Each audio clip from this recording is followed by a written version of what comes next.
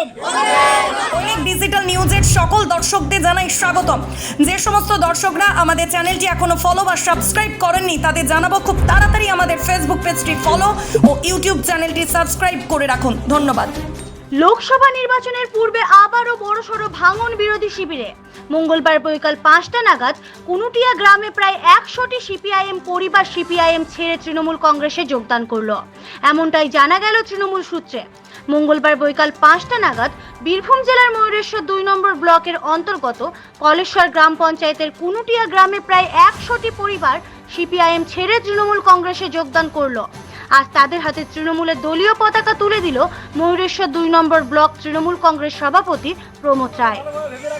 এবং জেনে রাখবেন, স্মরণ করে রাখবেন, ভবিষ্যতে যেদিকে ওরা গড়িয়ে যাচ্ছে ভারতীয় জনতা পার্টি, এরা এক শাসক দল ছাড়া দ্বিদলীয় ভারতবর্ষের শাসন চালাবে না, একদলীয় শাসন চালাবার চেষ্টা করছে এবং এই ভারতবর্ষকে হিন্দু রাষ্ট্র বানানোর চেষ্টা করছে না। সিপিএম থেকে তৃণমূলে আসার আমার প্রধান আরও যে কারণগুলো আছে সেই কারণগুলোর মধ্যে আরেকটা অন্যতম কারণ হচ্ছে সিএ এবং এনআরসি।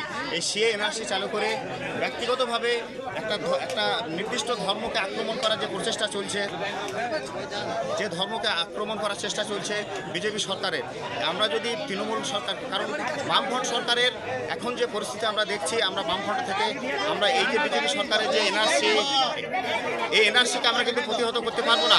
একমাত্র যেটা রাস্তা, যে সরকার, সেটা তৃণমূল ছাড়া এই সরকারকে প্রতিহত করার ক্ষমতা কাউরে নেই।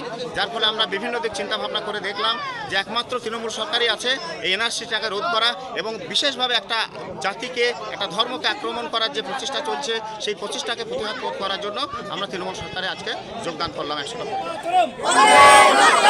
তৃণমূল কংগ্রেস জিন্দাবাদ।